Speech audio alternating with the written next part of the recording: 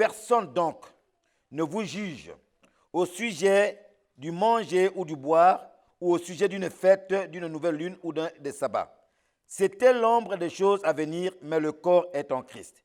Qu'aucun homme, sous une apparence d'humilité et par un culte des anges, ne vous ravisse à son gré le prix de la course, tandis qu'il s'abandonne à ses visions et qu'il est enflé d'un vain orgueil par ses pensées charnelles, sans s'attacher au chef dont tout le corps, assisté et solidement assemblé par des jointures et des liens, tire l'accroissement que Dieu donne. Si vous êtes mort en Christ, avec Christ, au rudiment du monde, pourquoi, comme si vous viviez dans le monde, vous impose-t-on ces préceptes? Ne prends pas, ne goûte pas, ne touche pas. Préceptes qui tous deviennent pernicieux par l'abus et qui ne sont fondés que sur les ordonnances et les doctrines des hommes. Ils ont, à la vérité, une apparence de sagesse en ce qu'ils indiquent un culte volontaire, de l'humilité et le mépris du corps, mais ils sont sans aucun mérite et contribuent à la satisfaction de la chair. Lorsque ce jeune homme arrive, il dit, mais maître, que faut-il faire pour hériter la vie éternelle? Je lui dis, ok, voilà, tu fais ça. Il dit, oui, mais j'ai déjà pratiqué ça. Toute ma jeunesse, toute mon enfance, j'ai pratiqué cela. Il dit, oui, mais ce n'est pas assez. Vends ce que tu as. Donne-le aux pauvres. En plus, toi, viens et suis-moi. Et là, il est malheureux. Et ici, il est dit que personne ne vous juge au sujet du manger ou du boire. Il est dit également que personne ne puisse vous séduire. Le verset 4 dit, je dis cela afin que personne ne vous trompe par des discours séduisants. Que personne ne vous ravisse le prix de la course. Ce jeune homme a couru pour venir vers Jésus-Christ. Parce qu'il savait qu'en Jésus, il pouvait hériter de la vie éternelle. Que personne donc ne vous juge. Que personne ne vous ravisse le prix de la course. Il dit, voilà, il dit, parce que toutes ces choses qui sont faites, c'est bien. Hein? Mais le résultat, c'est quoi? À la vérité, ils ont une apparence de sagesse en ce qu'ils indiquent un culte volontaire, de l'humilité et le mépris du corps. Mais ils sont sans aucun mérite et contribuent à la satisfaction de la chair. Vous, verset 13, qui étiez morts par vos offenses et par l'incirconcision de votre chair, il vous a rendus à la vie avec lui en nous faisant grâce pour toutes nos offenses. Jésus-Christ t'a rendu à la vie en te faisant grâce pour toutes tes offenses. Parce que la Bible déclare dans l'Épître aux Romains que tous les hommes, nous tous sommes pécheurs. Mais le sang de Jésus-Christ nous lave. Nous sommes rachetés. Nous sommes sauvés par Jésus-Christ. Nous sommes tous pécheurs. Il dit là, vous qui étiez morts par vos offenses et par l'incirconcision de votre chair, il vous a rendus à la vie avec lui, en nous faisant grâce pour toutes nos offenses. Il a effacé l'acte dont les ordonnances nous condamnaient et qui subsistait contre nous. Il l'a détruit en le clouant à la croix. Il a effacé, il c'est qui? Jésus-Christ, a effacé l'acte dont les ordonnances nous condamnaient et qui subsistait contre nous. Tu as eu à faire des choses. Les gens l'ont constaté, l'ont vu. Et par rapport à ça, ils t'ont condamné. J'ai eu à faire des choses. Les gens l'ont vu. Et par rapport à ça, j'ai été condamné. Les gens t'ont dit beaucoup de choses. À juste titre peut-être. Mais lorsque tu fais comme ce jeune homme riche, tu cours pour venir vers Jésus. Et tu dis, voilà Seigneur, voici mon cœur. Je te livre mon cœur. Et il est dit qu'il a effacé l'acte dont les ordonnances nous condamnaient. Et qui subsistait contre nous. C'était marqué, ça a été fait. J'ai été un jour pour écouter comment ça se passe dans les tribunaux. Et dans un tribunal, et puis un jour le juge, il y a eu des gens qui étaient là, qui avaient été condamnés pour certains faits. Et le juge prononçait donc le verdict, et puis il dit, bon ben telle personne, tu es condamné à tant de mois par sursis, telle personne, ainsi de suite. Et puis il y a une personne qui dit, voilà, toi tu es condamné, je ne sais pas, à 2 ou 3 mois condamné à 2 ou 3 mois d'emprisonnement avec sursis. Par contre, on te laisse 3 ou 4 ans. Si pendant 3 ou 4 ans, tu te conduis comme il se doit, ok, la peine est effacée. Mais si dans les 3 ou 4 ans qu'il y a, tu fais une autre gaffe, tu commets une autre bêtise, tu commets un autre acte, tout de suite, la condamnation non seulement elle va reprendre, peut-être qu'on va même rajouter. Mais tu auras de la prison ferme. Voyez-vous? Donc il va falloir que pendant cette période-là, tu te tiennes à carreau. Voilà ce que les hommes peuvent nous dire lorsque nous avons fait du mal ou péché et que notre culpabilité a été établie.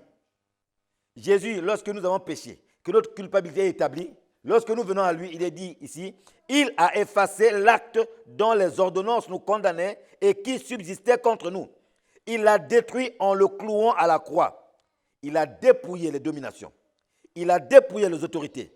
Il les a livrées publiquement en spectacle en triomphant d'elles par la croix. Voilà ce que Jésus-Christ est capable de faire dans ta vie si tu viens comme, à lui, comme le jeune homme riche, mais que tu ne t'arrêtes pas, comme le jeune homme riche s'est arrêté et s'est attristé à cause de ses immenses richesses. Mais que tu prennes cela, que tu laisses de côté, sachant que même ce que tu auras perdu, Dieu va te le donner. Pourquoi? Parce qu'il est dit que à quoi que servirait-il à un homme de gagner le monde s'il perd son âme? À quoi ça va servir d'avoir toutes les richesses du monde si réellement tu ne peux pas en jouir? À quoi ça va servir d'avoir tout cela si tu n'as pas la paix du cœur? Celui qui est capable de te donner la paix du cœur, c'est Jésus-Christ. Il est capable de te donner la paix du cœur. Voilà pourquoi il est important de venir à lui. Donc, lorsque nous allons dans Apocalypse chapitre 3 et le verset 8, nous lisons une parole. Voilà ce qui est dit. En Apocalypse chapitre 3 et le verset 8, je lis, « Je connais tes œuvres. Voici parce que tu as peu de puissance et que tu as gardé ma parole et que tu n'as pas renié mon nom. » Il dit, « Je connais tes œuvres. » Donc Dieu te connaît, Dieu me connaît. Jésus-Christ te connaît, il me connaît. Tel que tu es, peut-être que tu ne te connais pas suffisamment, mais lui, il te connaît. Lui qui t'a créé, il te connaît. Je me connais peut-être jusqu'à un certain point, mais il me connaît au-delà de tout ce que je peux penser, imaginer. Il dit, je connais tes œuvres, voici parce que tu as peu de puissance et que tu as gardé ma parole. Et c'est ça le plus important. Et ce jeune homme riche avait peut-être reçu des enseignements, mais il a gardé quelque chose, il a gardé une parole. Lorsqu'il a entendu parler de Jésus, vous savez, lorsque Jésus passait, et puis les gens qui étaient là, dans Jean chapitre 3, dit, voici l'agneau de Dieu, celui qui enlève le péché. Voici l'agneau de Dieu. Donc le jeune homme riche a dû entendre ça, dit, voici l'agneau de Dieu. Donc je connais tes œuvres, voici que tu as peu de puissance et que tu as gardé ma parole et que tu n'as pas renié mon nom. Beaucoup de gens, tu es chrétien? Oui, je suis chrétien. Mais tu vas à l'église? Non, moi je ne suis pas pratiquant. Mais en quoi est-ce que tu es chrétien? C'est comme quelqu'un qui dirait, mais je suis marié, mais je ne vis pas avec mon conjoint, ma conjointe. Tu es marié pour quoi? Comment? On est marié pour vivre ensemble. Hein? Et le Seigneur lui-même, il a dit, l'homme quittera son père et sa mère, s'attachera à sa femme, les deux deviendront une seule chair. Ce n'est pas pour que chacun, l'un vive au nord, l'autre au sud. Non. Eh bien, je suis chrétien, mais je ne suis pas pratiquant. Mais c'est un non-sens. Ou tu es chrétien et tu pratiques la parole de Dieu, ou tu ne pratiques pas. Et ici, il dit, tu as une chose que tu as, c'est que tu n'as pas renié mon nom. De ce point que dans ton parcours, dans ton cheminement, peut-être que les vicissitudes de la vie t'ont découragé. Peut-être que les gens t'ont peut-être déçu. Ça peut arriver, nul n'est parfait. Tu as dû faire confiance à telle ou telle personne, puis à la fin, la personne t'a déçu. C'est possible. C'est possible. Mais ici, il a dit, tu as gardé mon nom. Parce que tu as gardé mon nom, il dit, j'ai mis devant toi une porte ouverte que personne ne peut fermer. Elle est là, la porte ouverte. Personne ne peut la fermer. Mais est-ce que tu veux franchir cette porte, oui ou non? À toi de voir. La question t'est posée. La porte n'est pas fermée, donc tu n'auras pas d'effort à faire pour ouvrir. Non, elle est ouverte. Et voilà, elle est ouverte. Est-ce que tu veux passer? Tu veux entrer? Hein? Et le verset 20 dit, le même Apocalypse 3, le verset 20, il a dit ceci. Voici, je me tiens à la porte et je frappe. Si quelqu'un entend ma voix et ouvre la porte, j'entrerai chez lui, je souperai avec lui et lui avec moi. Le même Jésus encore maintenant vient et il te dit, il se tient à la porte de ton cœur. Jésus qui se tient à la porte de ton cœur, il est en train de frapper à la porte de ton cœur. Il dit, si quelqu'un entend ma voix, est-ce qu'on peut entrer? Il y a quelqu'un? Il y a quelqu'un? Jésus-Christ est en train de frapper à la porte de ton cœur. Quelle est la situation dans laquelle tu te trouves? Il t'a dit de te défricher un champ nouveau. Ce n'est pas lui qui va le défricher pour toi. Vous savez, lorsque nous lisons la parole de Dieu, dans le livre de Josué, Dieu est venu vers Josué. Il vient vers Josué à quel moment? Josué avait avec lui son mentor, qui est Moïse. Et voilà que, avec toutes les grandes choses que Dieu a pu faire au travers de Moïse, Moïse est mort. Dieu vient voir Josué et dit, écoute Josué, mon serviteur Moïse est mort. Mais toi, tu vas prendre la place. Oui. Mais il dit une chose à Josué. Il dit à Josué, fortifie-toi et prends courage. Il n'a pas dit à Josué, écoute, je vais venir te fortifier. Tu sais, Josué, tu es un jeune gamin, tu n'as pas d'autre expérience. Attends, je vais te servir de tuteur. Non, il dit, Josué, fortifie-toi et prends courage. Parce qu'il savait que Josué avait les ressources qui est possible pour pouvoir mener ce peuple jusqu'au bout, là où Dieu avait voulu. Donc, quand Dieu te dit, défriche-toi un champ nouveau, Dieu sait que tu as les capacités, tu as les compétences, tu as les moyens, tu as l'intelligence, tu as tout ce qu'il faut pour te défricher ce champ nouveau. Le plus souvent, nous voulons que Dieu le fasse pour nous. Mais Dieu n'est pas notre garçon de course. Je suis désolé. Dieu n'est pas notre tonton, notre oncle ou notre grand-père. Dieu est notre père. Et quand le père dit quelque chose, eh bien ça, avec le grand-père, on peut tirer sur la barbichette du grand-père, n'est-ce pas? On peut jouer avec le grand-père. J'ai un ami, il avait ses petits-enfants qui sont passés chez lui. J'ai vu comment il était avec les petits-enfants et tout ça. Mais il ne pouvait pas ça avec ses enfants. Voyez-vous? Donc Dieu est notre père. Donc Dieu dit à Josué, fortifie-toi et prends courage. Parce que Josué avait les capacités, les compétences, les facultés de se fortifier, de prendre courage. Dieu te dit, si tu reviens à moi, nous reprenons ce passage de Jérémie, dit, si tu reviens à moi avec droiture de cœur, si tu reviens à moi, si tu reviens, donc il y a une condition, si tu reviens, si tu jures que l'Éternel est vivant, avec vérité, avec droiture et avec justice. Si tu reviens à moi, si tu ôtes tes abominations de devant moi, donc tu as une part à faire. Dieu a sa part à faire, tu as une part à faire. Tu vois? Il dit maintenant, défriche-toi un champ nouveau, ne sème pas parmi les épines. Il dit, si tu fais cela, il a dit, alors les nations seront bénies en toi et se glorifieront. Fais-le. Dieu te demande de faire ta part. Dieu ne fera jamais ta part. Il ne fera jamais ta part. Quand nous étions peut-être tout petits, on nous faisait manger parce que nous n'avions pas les capacités de pouvoir le faire. Mais une fois qu'on a grandi à 4-5 ans, dites-moi quel est le parent qui fait manger encore l'enfant qui a 4 ans ou 5 ans. L'enfant a 2 ou 3 ans, oui, tu le fais manger parce qu'il ne sait pas peut-être tenir son biberon ou tout ça, oui. Mais quand l'enfant a 5 ans, 6 ans, il dit, oh, mange, tu ne veux pas manger, mais tant pis pour toi. C'est tout. Donc Dieu te dit, défriche-toi un champ nouveau, ne sème pas parmi les épines. Donc il est de ton droit, de ton devoir, de te défricher un champ nouveau. Tu vois qu'à un moment donné, tu es arrivé, tu es bloqué, tu es au pied du mur, tu ne sais pas où aller, défriche-toi un champ nouveau. Mais ce champ nouveau, c'est là où Jésus te dit, je frappe à la porte de ton cœur. Si quelqu'un entend ma voix et ouvre la porte, le tout n'est pas d'entendre la voix, mais si tu entends ma voix et ouvre la porte, j'entrerai et je souperai avec toi. Jésus veut entrer dans ta vie. Jésus veut entrer dans ton cœur. Jésus veut avec toi venir dans le champ que tu t'es défriché toi-même.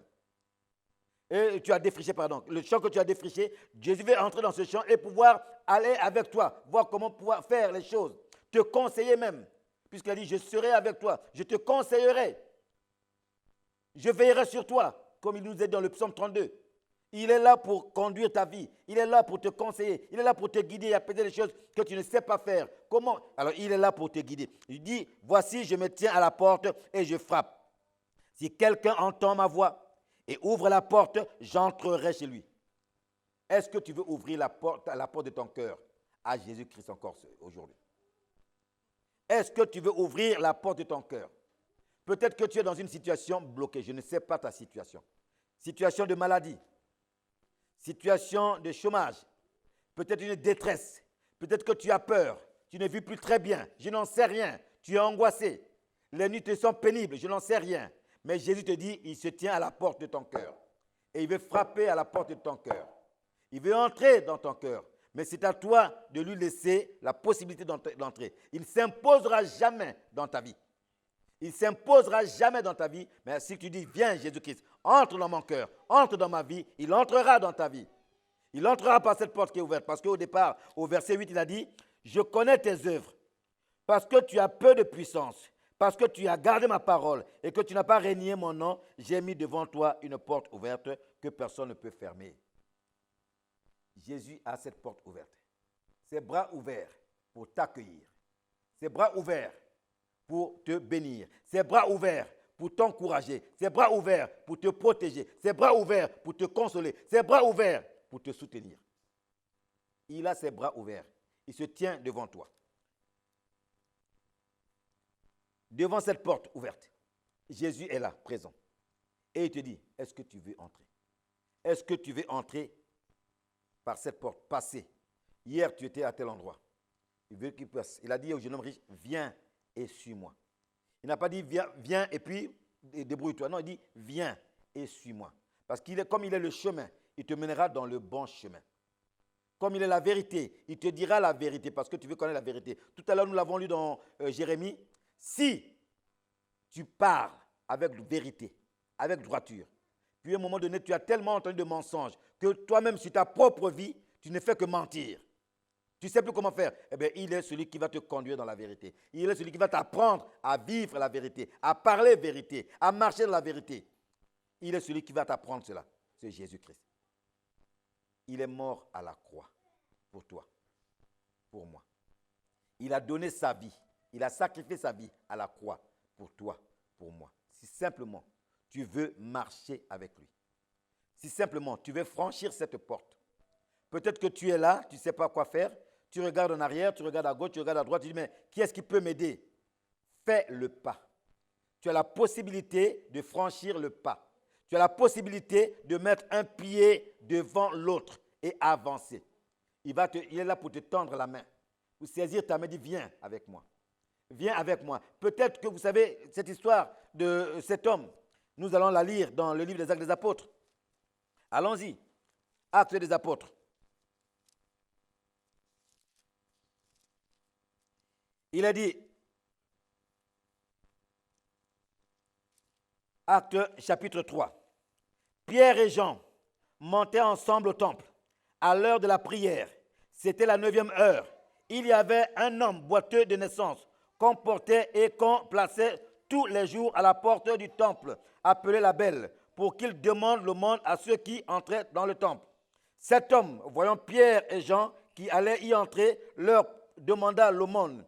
Pierre, de même que Jean, fixa les yeux sur lui et dit, « Regarde-nous », et il les regardait attentivement, s'attendant à recevoir d'eux quelque chose. Pierre et Jean montaient ensemble au temple, à l'heure de la prière. Et la Bible déclare qu'il y avait un homme, boiteux de naissance, qu'on portait et qu'on plaçait tous les jours à la porte du temple. On le plaçait à la porte du temple. Et il avait besoin de franchir. Là, Jésus dit, je vais placer devant toi une porte. Et cet homme, on le plaçait à la porte du temple. Et il était là pour faire l'aumône. Cet homme voit entrer Pierre et Jean. Pourquoi? Il y a quelque chose qui l'a attiré. Certainement de l'assurance, la joie. Je ne sais pas, il y a vraiment quelque chose qui a tilté en lui lorsqu'il a vu Pierre et Jean. Et cet homme se lève et demande l'aumône. Verset 4, Pierre, de même que Jean, fixe les yeux sur lui et dit, « Regarde-nous ». Il les regarda attentivement, s'attendant à recevoir d'eux quelque chose. Alors Pierre lui dit, « Je n'ai ni or ni argent, mais ce que j'ai, je te le donne. Au nom de Jésus de Nazareth, lève-toi et marche. » Il dit, « Je n'ai ni or ni argent, mais j'ai quelque chose. J'ai Jésus-Christ. Si tu veux, lève-toi et marche. » Et la Bible dit, le prenant par la main droite, il le fit lever et au même instant, ses pieds et ses chevilles devinrent fermes. S'il avait refusé de se lever, il n'aurait pas marché. Mais Pierre et Jean lui disent, nous n'avons ni or ni argent, mais nous avons quelque chose. Bien aimé, beaucoup de personnes se comportent comme cet autre homme à la piscine de Bethesda. Allons-y, toujours dans l'évangile de Jean. Alors, Jean chapitre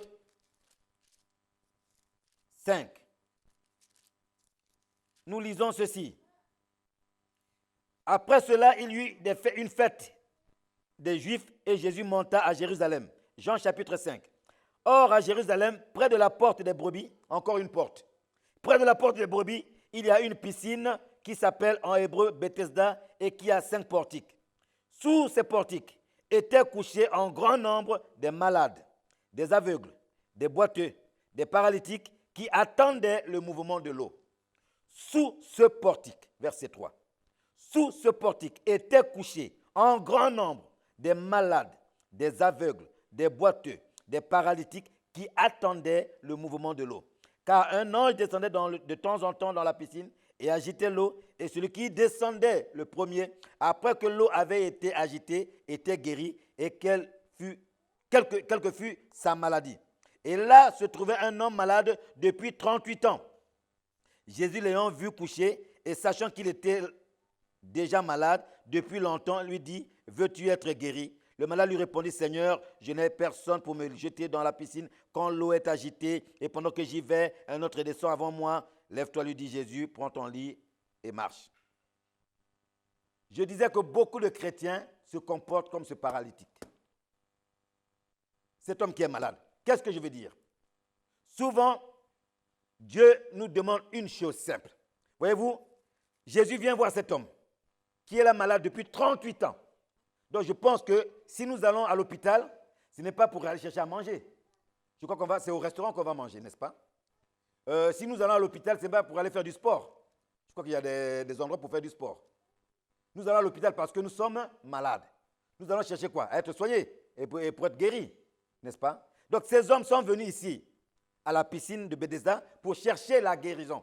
Donc ils étaient malades. Ils ont un besoin. Leur besoin, c'est la guérison. Jésus vient voir cet homme et lui pose la question, « Veux-tu être guéri ?» Donc, il touche son besoin. Est-ce que tu veux vraiment être guéri? Cette personne, au lieu d'exprimer son besoin à Jésus-Christ, se met à exprimer ses problèmes. Quel est ton besoin? Non, Seigneur, écoute, moi j'ai des problèmes, moi. J'ai des problèmes. Mon problème, tu vois, c'est que je n'ai personne qui est là pour m'aider parce que... Attends, Dieu n'a pas demandé quel est ton problème. Quel est ton désir? Quel est ton besoin? Et souvent, c'est ça. Je veux me marier. Bon, quel est ton besoin? C'est le mariage, oui. Non, tu sais, moi, vraiment, personne ne me regarde. Je suis jeune fille ou un jeune homme. Attends, ça, c'est ton problème. Ton besoin, c'est quoi? C'est le mariage. C'est tout. Quel est ton besoin? Je veux avoir un appartement. Mais tu sais, j'ai fait plusieurs demandes, ça ne marche pas. Attends, ça, c'est ton problème. Ton besoin, c'est quoi? C'est avoir un appartement. Seigneur, je veux un appartement. Là, Jésus est clair. Et beaucoup de chrétiens, beaucoup d'enfants, beaucoup de personnes raisonnent comme ça. Lorsqu'ils vont à Jésus, ils ne disent pas leurs besoins, ils commencent à parler de leurs problèmes. Mais Jésus est là pour répondre à notre besoin. Notre problème nous regarde. Notre problème nous regarde avec les hommes. Allons-y encore dans la parole de Dieu, dans Philippiens. Allons dans Philippiens. Qu'est-ce que Philippiens nous dit?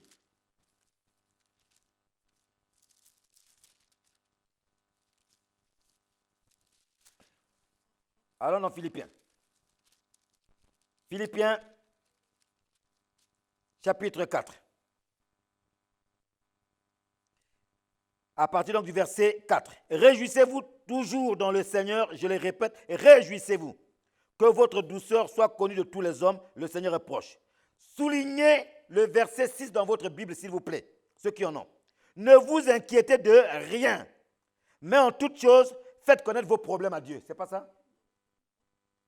En toute chose, faites connaître vos problèmes. Non, il est dit ici, mais en toute chose, faites connaître vos besoins à Dieu, par des prières, des supplications, avec des actions de grâce. Et la paix de Dieu, qui surpasse toute intelligence, gardera vos cœurs et vos pensées en Jésus. Dieu répond à ton besoin, pas à tes problèmes. Fais connaître ton besoin à Dieu. Cet homme paralytique, depuis 38 ans, il est venu là, il avait un besoin, c'était le besoin d'être guéri. Et lorsque Jésus lui demande, est-ce que tu veux être guéri? Il commence à lui parler de ses problèmes. Moi, je n'ai personne, personne ne m'aime, quand l'ange arrive, si réellement il avait besoin de plonger. Ça fait 38 ans qu'il est là, bien aimé. Même s'il ne marchait pas, est-ce qu'il ne peut pas rouler au fur et à mesure, faire quelques centimètres, jusqu'à arriver au bord de la piscine, pour qu'au moment où l'ange va descendre, il puisse descendre également? Mais souvent, nous sommes focalisés sur nos problèmes. Souvent, nous regardons nos problèmes. Il y a un besoin qui est là et nous disons que Dieu ne répond pas. Mais Dieu répond aux besoins. Mais comme nous sommes tellement omnibulés par nos problèmes, nous ne voyons pas Dieu agir. Ou alors quand nous allons, au lieu de présenter réellement notre besoin à Dieu, nous commençons à dire n'importe quoi. Et voilà que Dieu veut que tu lui présentes ton problème. Voici, j'ai mis devant toi une porte ouverte que nul ne peut fermer. Parce que tu as besoin de sortir. Parce que tu as besoin de passer par là. Parce que tu as besoin de venir et de me suivre. Parce que tu as besoin de changer. Parce que tu as besoin de défricher un champ nouveau. J'ai mis devant toi une porte. Tu ne pourras pas dire que quelqu'un t'a empêché. Que nul ne peut fermer. Entre dans cette porte-là. Passe par cette porte-là. Et alors, tu vas rencontrer le Seigneur. Sinon, Dieu fait encore beaucoup plus. Il dit, je viens même carrément à la porte. Et je frappe. Est-ce que tu entends ma voix? Si tu entends ma voix, ouvre la porte de ton cœur. Je veux entrer dans la porte de ton cœur. Je veux entrer chez toi. Je veux souper avec toi. Je veux que tu soupes avec moi. Je veux converser avec toi. Je veux partager avec toi. Que tu me dises quel est ton besoin. Et en me disant ton besoin, je veux te donner. Cet homme qui était là paralytique. Vous savez, lorsque Jésus va rentrer dans ta vie, beaucoup de choses vont changer. Cet homme du temple dans l'acte des apôtres était là paralytique pendant longtemps. On l'amenait pour mendier. Et le jour où Jésus-Christ est entré dans sa vie, sa condition a changé. Sache que le jour où Jésus-Christ entre dans ta vie, ta condition va changer. Cet homme qui était là était habitué à mendier. Alors essayons de mettre le contexte d'aujourd'hui. Déclaré paralytique, handicapé, inapte, tout ça, comme on veut. Et du jour au lendemain, il se met à marcher. Donc il est devenu valide. Hier, il était invalide. Là, il est devenu valide. Monsieur, il va falloir chercher du boulot. Hein. Hier, tu te donnais, mais là, il va falloir chercher, tu as les capacités. Donc sa condition change. Donc quand Jésus-Christ va entrer dans ta vie, ta condition va changer. Il faut que tu t'attendes à cela. Lorsque tu vas te défricher un champ nouveau, ta condition va changer. Donc il faut que tu te rendes compte que ta condition va changer. Jésus-Christ est là, mais n'aie pas peur. Ne crains pas ce changement. C'est un bon changement. Parce que Jésus a dit, il est le chemin, la vérité et la vie. Il est celui qui est ton assurance. Il est celui qui est ton protecteur. Il est celui qui est le soutien de ta vie. Il est celui qui va te conduire, t'éclairer, parce qu'il est la lumière du monde. Il est celui-là. Donc voilà, ces changements qui vont intervenir dans ta vie, ce ne seront que bénéfiques pour toi. Car nous savons du reste que toutes choses concourent au bien de ceux qui aiment Dieu. De ceux qui sont appelés selon son dessein. Dieu t'appelle encore aujourd'hui. Dieu te dit, viens et suis-moi. Toutes choses concourent au bien de ceux qui aiment Dieu, de ceux qui sont appelés selon son dessein. J'aimerais que toi qui m'écoutes, toi qui depuis ce matin, ce jour, partages avec moi, j'aimerais que tu te lèves là où tu es. Et que nous allons prier. Tu prends la décision. La porte, je mets devant toi une porte que nul ne peut fermer. Une porte ouverte. Et si tu désires que ta vie change, quelle que soit ta situation, je dis bien, quelle que soit ta situation, Jésus-Christ est capable de changer ta situation. Mais il faut que tu prennes la décision. La porte est ouverte. Il faut que tu franchisses le seuil de cette porte-là. Que tu ailles vers Jésus-Christ. Là où tu es, tu te lèves à ta place. Nous allons prier simplement. Que tu prennes la résolution dans ton cœur de changer. Et Jésus-Christ est capable de changer ta situation. Et attends-toi au miracle de Dieu dans ta vie. Attends-toi à la visitation du Saint-Esprit dans ta vie. Attends-toi à l'attouchement de Dieu dans ta vie. Si tu t'attends à cela, cet homme à la porte s'attendait à recevoir quelque chose. Mais peut-être sa pensée était autre, c'était l'argent. Mais Pierre lui dit, j'ai Jésus, je te donne Jésus-Christ. Et lorsqu'il l'a reçu, sa condition a changé. Donc attends-toi à recevoir quelque chose de la part du Seigneur. Et si tu t'attends à recevoir, Dieu va te le donner et ta condition va changer. Dieu va changer ta condition, quelle que soit ta situation. Peut-être que tu as des problèmes dans ton couple, je n'en sais rien. Peut-être que tu as des problèmes de conception, je n'en sais rien. Peut-être que tu as des problèmes de travail, je n'en sais rien. Peut-être que tu es malheureux, malheureuse, je n'en sais rien. Peut-être que tu es triste, peut-être que tu es abandonné même. Si tu acceptes de recevoir Jésus-Christ dans ton cœur, si tu acceptes de franchir cette porte, de passer par cette porte, d'entrer par cette porte, ta condition va changer. Et c'est Dieu qui va prendre en charge ta condition. Jésus-Christ prendra en charge ta condition et tu ne seras plus seul. Peut-être que tu vis dans la solitude, sache que tu ne seras plus seul parce que Jésus-Christ, pour la première des choses, il va te donner le Saint-Esprit. Et ensuite, Il va créer autour de toi une famille, la famille de Dieu. Tu seras dans la famille de Dieu, tu ne seras pas seul. Il y aura toujours quelqu'un qui sera là pour toi, pour t'aider, pour te soutenir, pour parler avec toi, pour partager avec toi, pour beaucoup de choses. Si simplement tu veux franchir cette porte que Dieu a placée devant toi. Cette porte ouverte, elle n'est pas fermée, elle est ouverte. Si tu veux simplement te lever et décider de te défricher un champ nouveau, sors des sentiers battus. Commence quelque chose de nouveau. Et commence ça maintenant. Pas demain. Ne remets pas demain ni après-demain. Commence ça maintenant. Jésus a dit au jeune homme, il dit, va. Vends ce que tu as là maintenant. Va au présent. Va. Vends ce que tu as. Viens et suis-moi.